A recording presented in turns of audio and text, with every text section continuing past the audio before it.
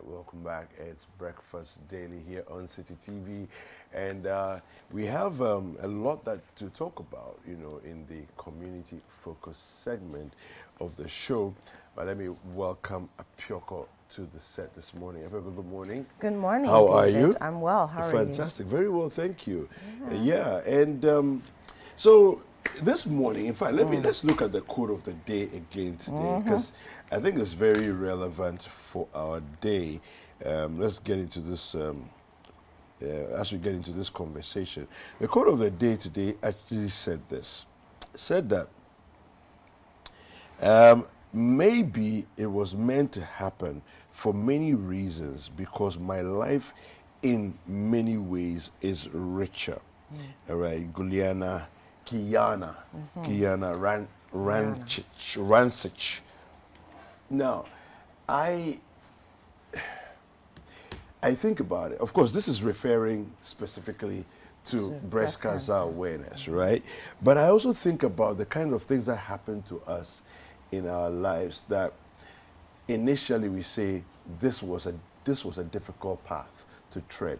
This was a challenging period of my life. But the outcomes of the difficulty usually is beauty, usually is progress, usually is blossoming, right? I think of the caterpillar going through its various phases and coming out as a beautiful butterfly, right? You think of the moment it's struggling to break out of the cocoon and all of that. And I remember the story that one guy was walking along a path and he sees this, thing trying to struggle out of it. And he says, let me help. And so it takes two twigs and teases the cocoon apart. And the butterfly comes out, but it's not ready to fly. It can't fly because you short-circuited its ability to build its wings and the strength that it needed to fly by the struggle. The wings are built by the struggle. And a lot of the times, a country like Ghana has taken so many shortcuts that we've weakened our ability to soar into the skies. We have all the brains, we have all the laws, we have intelligence like everybody else, and yet because of the shortcuts that we are taking and we are teaching our young people to take, it's messing our ability to fly up. It's messing us up. Now we go to Ashanti region, and there are issues now of heavy metals in our water bodies coming from the Galamsey. If we are not willing to take the hard decisions, tread the hard path, stop the narrative of, but the people have to eke out a living. That's the easy path. How are we going to ever fly as a nation? How are we ever going to soar on the wings of greatness as a nation? But we don't seem to understand that. No, we don't. And you see, it's the easy path on so many levels. It's the easy path on the level of the community, where, like you're saying, people are struggling. People have real challenges as far as their livelihoods are concerned. And we're talking the basics. What does the first thing you learn? Social studies. What are the basic things that human beings need? Shelter, food, water, right? And you look at that, they don't have these things. And so they're looking for just coins, bits and pieces, a few pesos, a few cedis, just to survive. And all of a sudden it's like, oh my goodness, I can make much more than a few cedis, maybe a couple thousand or a couple 10,000. And then, you tap into that. But it's also easy on the part of governance. Where, okay, let's just let them do what they're doing. And then, if things get out of hand, we'll step in. But true governance allows you to stem things, to stunt things and their growth from the beginning. Once you even have the inkling of an idea that is going to turn into something that we cannot handle as a nation. And you're right. Already, just by virtue of the fact that we have a very interesting checkered history, however you want to put it. Colonization came in, we weren't necessarily in charge of our own affairs, and then, you know, we've moved past that at a point. In 1957, 65 years ago, plus now, we gained independence. And so you're thrown into the mix of a world that's already moving forward with our industrialization, and every step of the way, after every decade, we've had to play catch up. And so we haven't been allowed to grow, but we need to take, you know, stock of what we have, who we are, sit down, look at it, and then decide what decisions we have to take so that we can go through the struggles and grow. So you're very right. You're very, very right. But this Galamsey issue,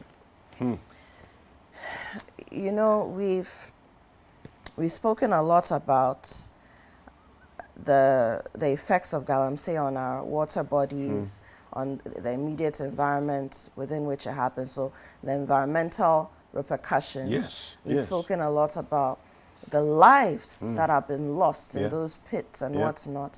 We haven't really spoken much about how the mercury and all these chemicals that are being used to do the, you know, go through the process are actually affecting how people are living. We haven't spoken about that. But I just want to read this story from The Finder, this morning's The Finder. Galamsey, Occupy Ghana writes to Mr. President on the imminent ecological and food disaster. So that's on page 7 of The Finder. So I'm just going to, you know, coast through it, just so we put this thing into perspective, okay? It is another Monday, and the time for a reminder that Galamsey is destroying the country and that you need to act, and act quickly, to stem the looming and imminent ecological and food disaster. We're yet to see any concrete steps dealing with this Galamsey menace come out of your much-publicized meetings with chiefs and MMDCEs this past week. Therefore, in the interim, our reminders will continue. The actions of Galamsey operators are decimating Ghana, and the consequences are dire. This irresponsible mining of gold is causing and going to cause even more poisoning of our rivers with mercury and cyanide, rampant deforestation, and loss of our sources of drinking water. A study that was published by Ghanaian and American researchers working with data from NASA satellites shows that between 2005 and 2019, Ghana has been losing about 2,600 hectares per year of forest to Galamsey, and that is 26 square kilometers. So, I mean, look, food security is becoming an issue. And then you have the chemicals. I mean, mercury and cyanide, no mean chemicals. You don't play with them, at all, right? But I believe we need to take a look at what's going on in some of the Galamsey communities. So our colleague Hafiz Tijani is joining us live from Kumasi. Hafiz, good morning. Good morning, Dave. Yes, how are you doing this morning? I'm well. How are you too? Very well, thank you. Welcome to Breakfast Daily. So, Hafiz, what's going on in Kumasi, in the Ashanti region? Well, it's all cool here in the Ashanti region. Just that the conversations around the illegal mining menace and the devastating effects that are following up are just a matter of concern to everyone in the Ashanti region, just like other mining regions and communities in parts of the country. People are still talking about it with the pollution of water bodies and the destruction to farmlands. And today, we are also recording some worrying situation in terms of the long-term effects. The researchers and the medical experts are already warning of dire consequences because they are beginning to record some strange diseases and other deformities, especially within some of or within the mining communities across the country. They have taken some time to embark on some study to kind of bring out the effects that illegal mining is causing. And they are finding the pollution of water bodies with heavy metals and other harmful substances in these water bodies. And these are water sources people consume, and the effects is just dire. And we are here at the forensic pathology unit of the KNUST, that's the Kwame Nkrumah University of Science and Technology. Okay. And we'll be speaking to a renowned pathologist who, when it comes to pathology in Ghana, if not one, then he should be the best, I would say, because I have interacted with him on several occasions, and the kind of work he has done in this field is so excellent. So today we'll be having some of the conversations with him, what he has found, and the kind of recommendations he will even give to the government in the fight against this menace. So Dave, essentially that is what we'll be doing today. Yeah, so go ahead. I presume you're talking about Dr. Paul Sampeni. Yes, Professor Dr. Paul Sampeni. You are welcome to Citi TV Breakfast Daily. Thank you very much, my brother.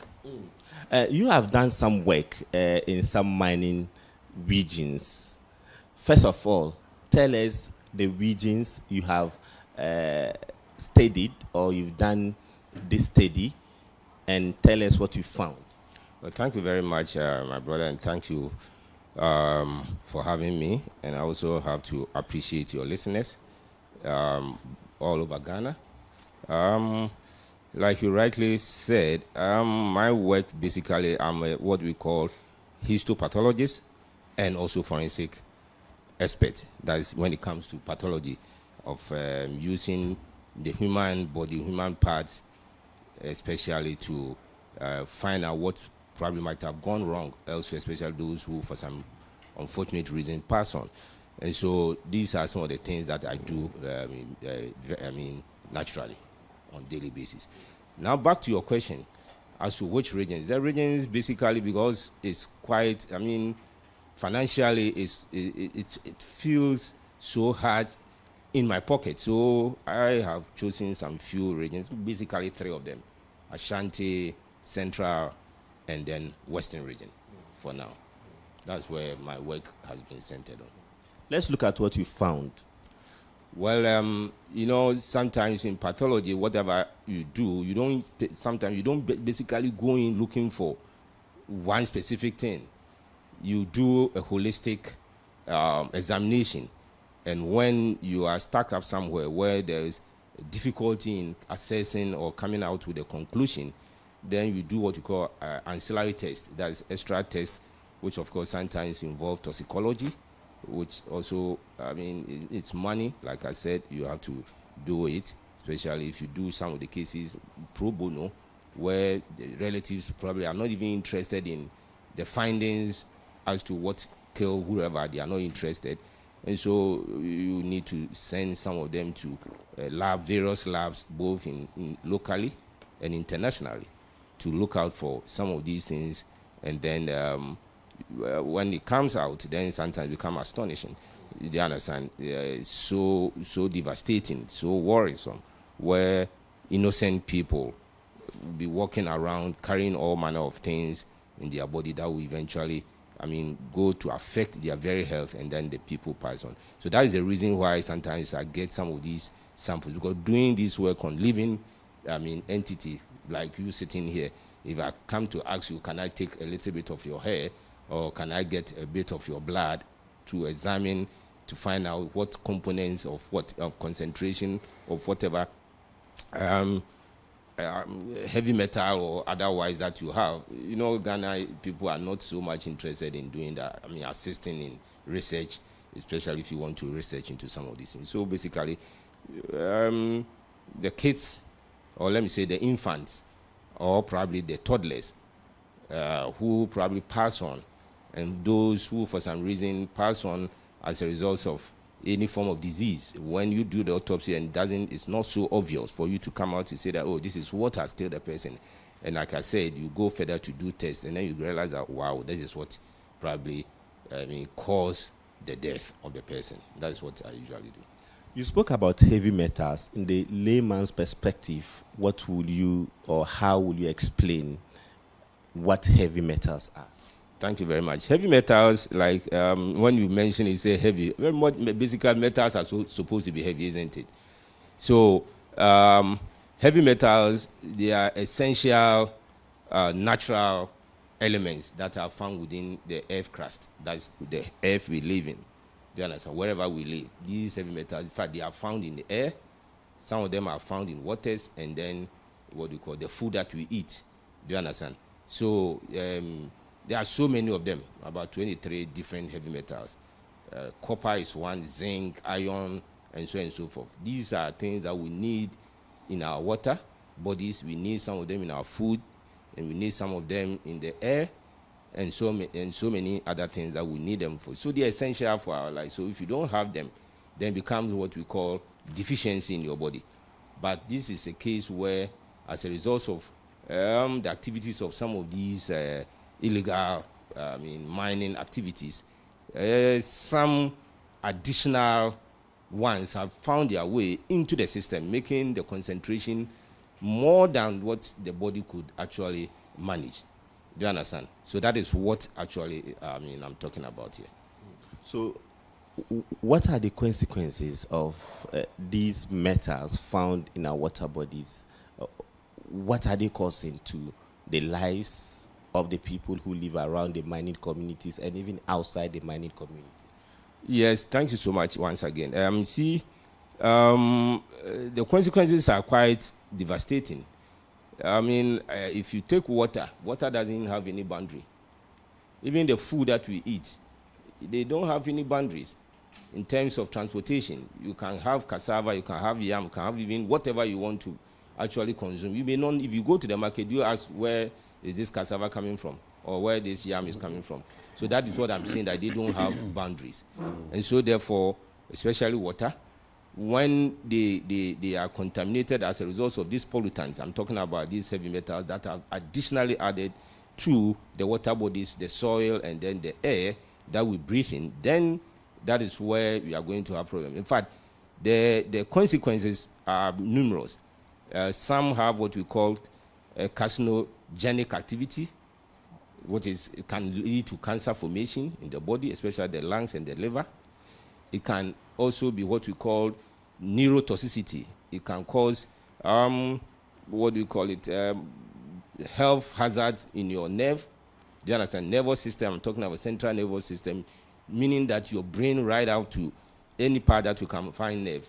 So in some cases, you see people having to have what we call dementia, that is forgetting things easily, memory loss, and so on and so forth. These things, when you go into consumption of some of these things in excess of what is required by the WHO or the Environmental Protective Agency, then you have problems. Some can also have what we call genotoxicity, your genes. Do you understand?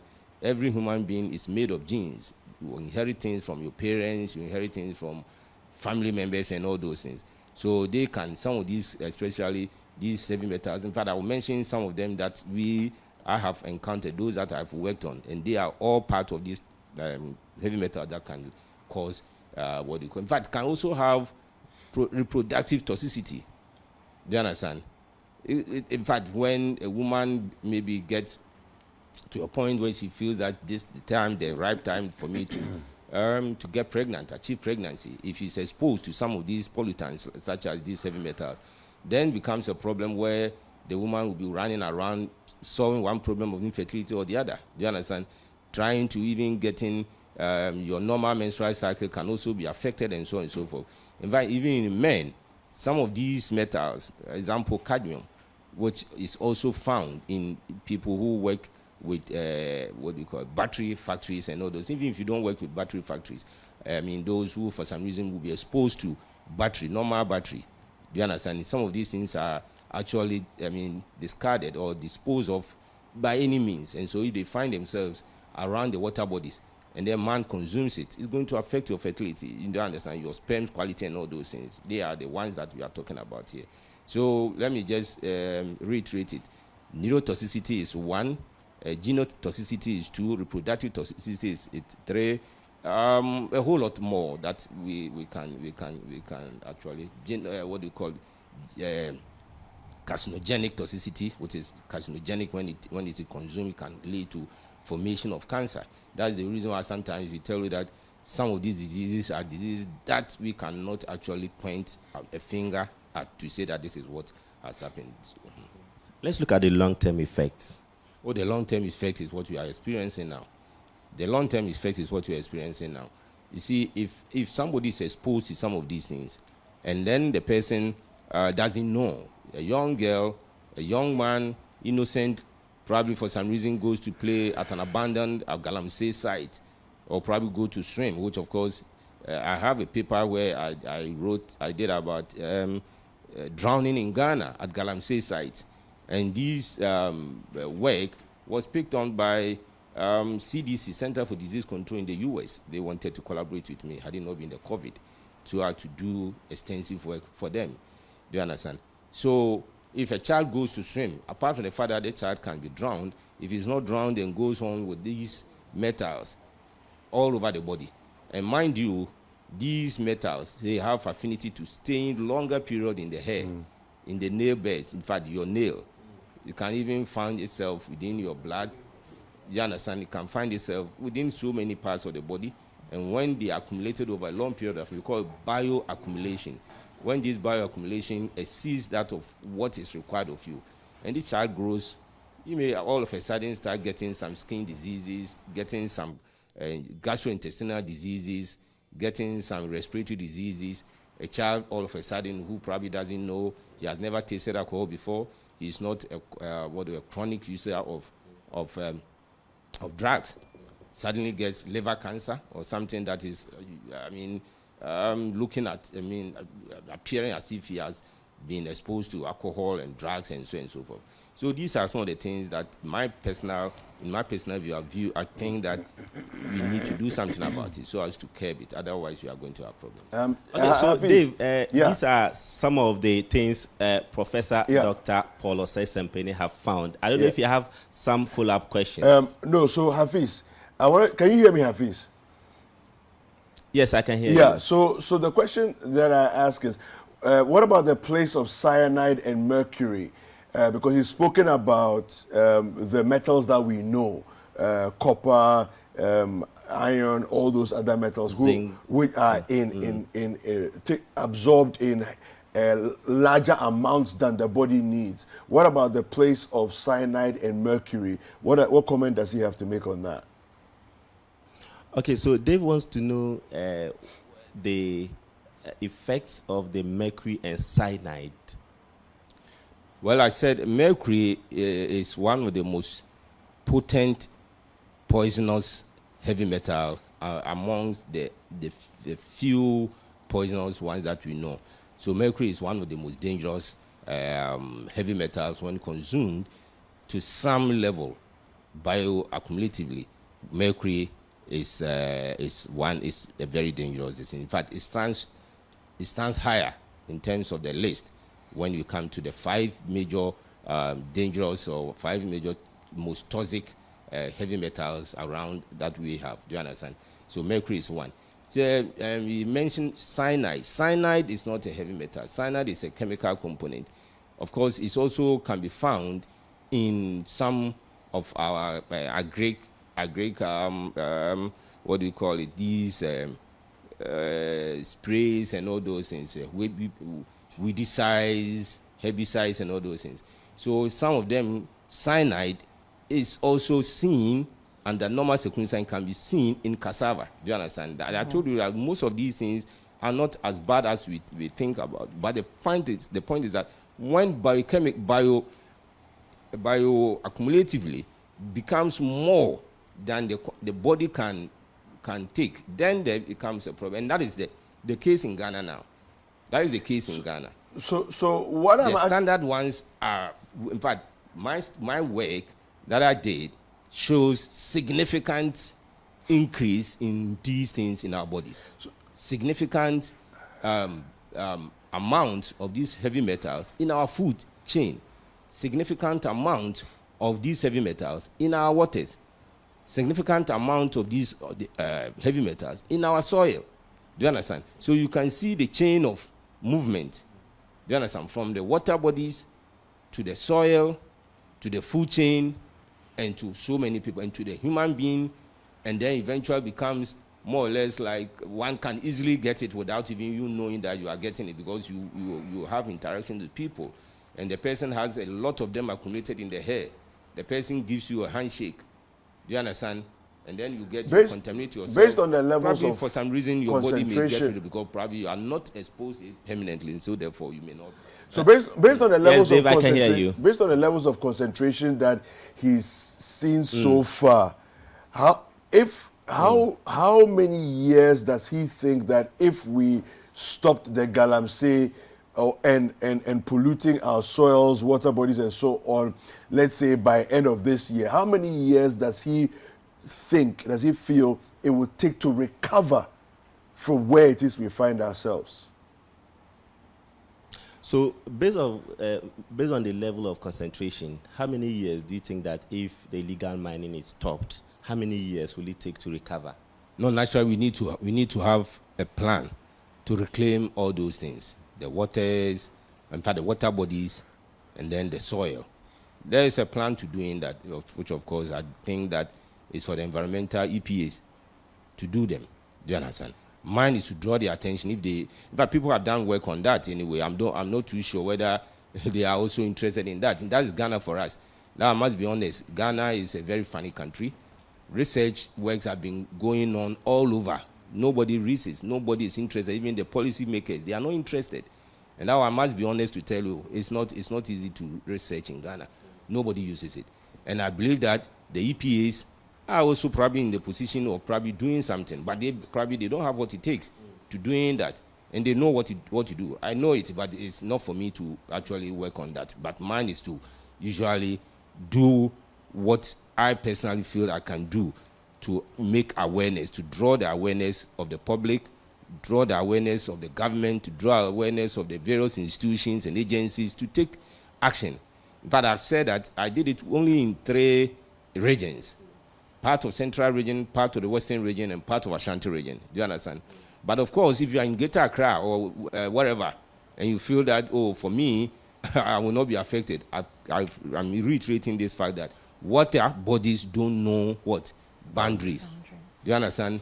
They can, in fact, even if you have your well in your house, which of course these days, because of the fact that the water bodies are so heavily polluted that the Ghana Water and Sewage Corporation find it, or limited or whatever, I think whatever they call themselves anyway, they are finding it very difficult to even treat the water that we drink.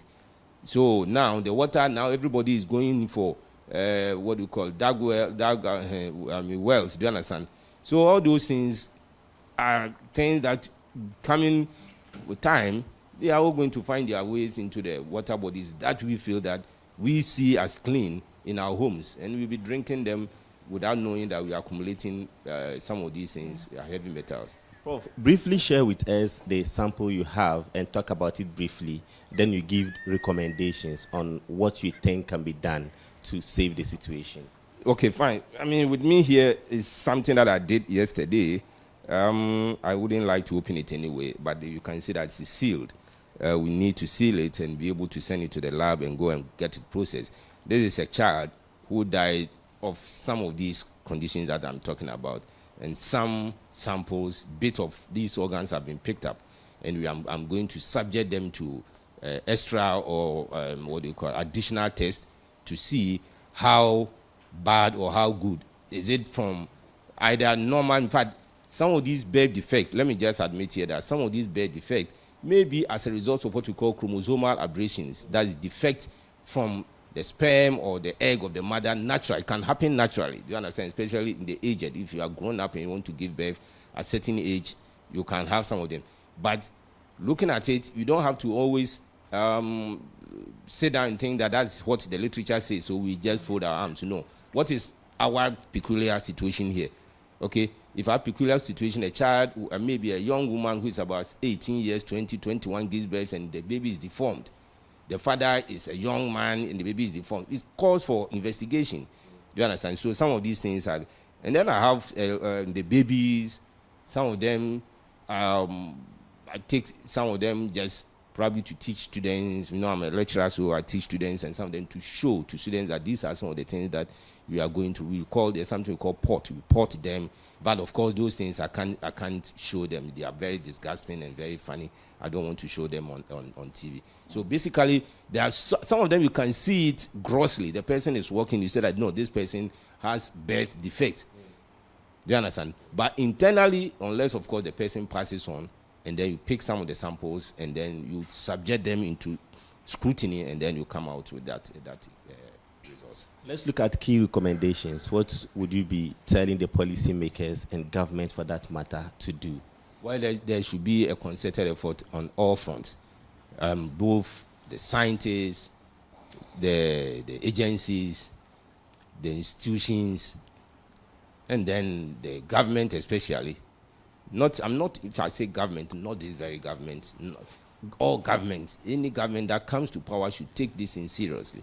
Otherwise, there will come a point where we have to spend so much of that scanty financial resource that we have. Do you understand? Already our budget is so choked.